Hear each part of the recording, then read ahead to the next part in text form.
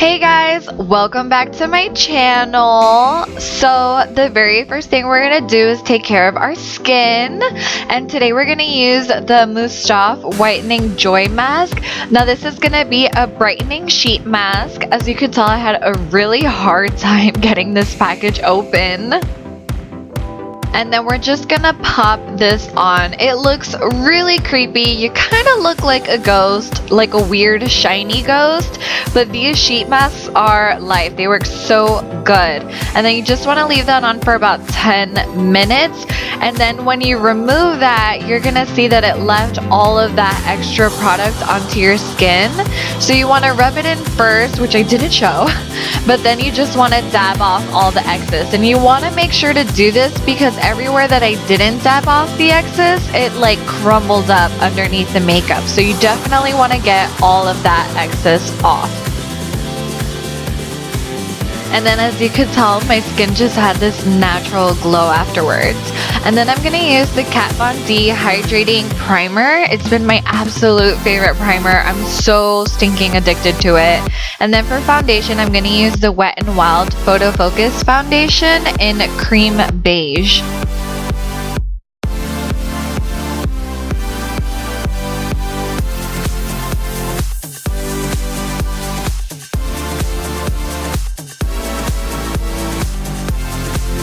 Next, I'm going to use the Diamond Blender from Real Techniques.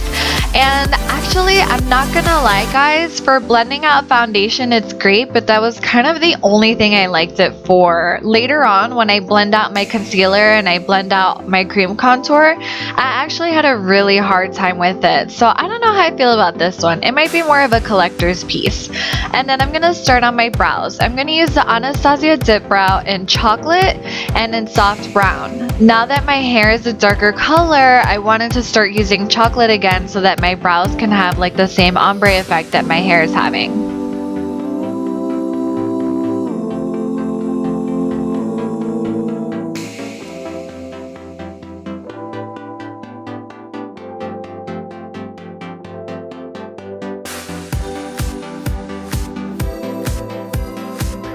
And next, I'm using the MAC Studio Finish Cream Concealer in NW25. And you guys have seen me do this before. The only difference is that I'm putting foundation on before I do my brows now, so that way I don't have to clean up above my brows. And then you just want to go ahead and blend all of that out.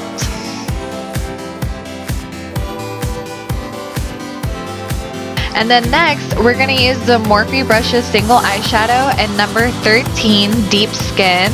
And we're just going to use this as like a transition shade. We're going to do a cut crease in a second, so I didn't want to apply primer first because we're going to apply a lot of primer in just a second.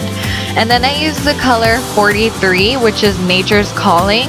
Now this step, I put it in here so that you would see when I did it, but it was actually pretty pointless because that area was going to get covered in just a second with primer. But I wanted to show you so you wouldn't wonder where it just came from. But you really just want to focus in the crease. Whenever you're doing a cut crease, you really don't have to pay attention to the lid at all. You really just want to focus all of your attention on the crease. And then next, I'm going to go into the Morphe Picasso palette, or the 12P palette, and I'm going to use this dark green color. And again, I'm just going to work that into my crease, and then I'm going to go ahead to my first brush, which is fluffier, just to make sure that everything was very blended.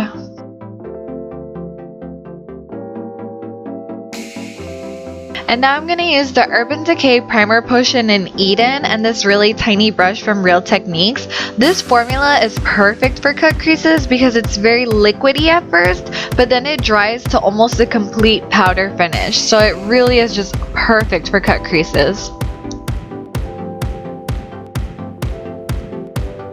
Next, I'm going to use this shadow elixir from Tonik in the shade Icey Rose, and this formula is also phenomenal because it has so much pigment, and just like the primer, it starts out very liquidy, but then it dries to a complete powder finish. And then after that, I'm going to use this Kandy Glitter in Double Bubble, and I'm going to use their liquid sugar to apply this glitter right on top of the Icey Rose. Now I will say that I don't know if I like that adhesive too much because I did see a little glitter fall out throughout the day, so I don't know. And then next, I'm going to use my NYC Liquid eyeliner. You guys already know it's my fave, and you already know that's what I'm going to do my cat eye with.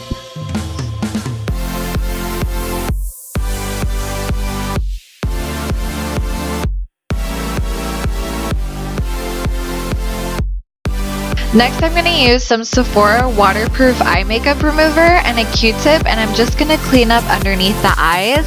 I'm going to use the wet side first, and then I'm going to use the dry side of the Q-tip just to pick up any excess oil that the remover might have left behind.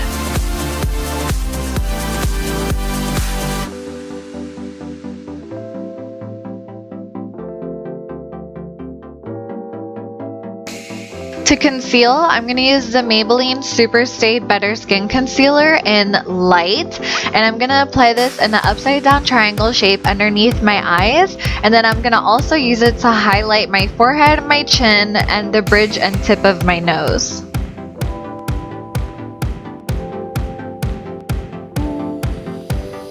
Next, I'm going to use the Wet n Wild Contour Stick in Where's Walnut, and I'm just going to use that to contour my cheekbones, my chin, and my forehead. And then I'm going to use the Gotcha Covered pencil from NYX in the color Mahogany to contour my nose. Then I'm going to go ahead and blend all of that out. And as you could tell, I was having a seriously hard time blending everything out with this sponge. I really just think that it was so beautiful, but its only function was really just blending out foundation. And then I'm going to use the Kat Von D Lock-It Translucent Powder to set underneath my eyes, my nose, my chin, and my forehead.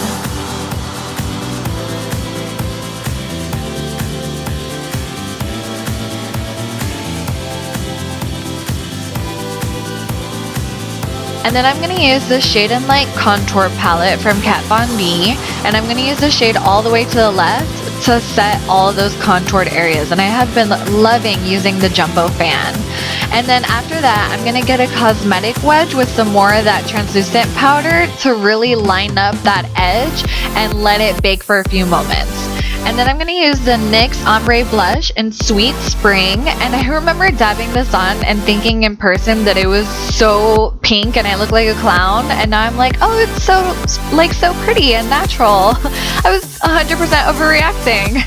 And then going into the Alchemist palette from Kat Von D, I'm going to use the shade Opal, which is just a very light pink and definitely perfect for this very spring explosion look.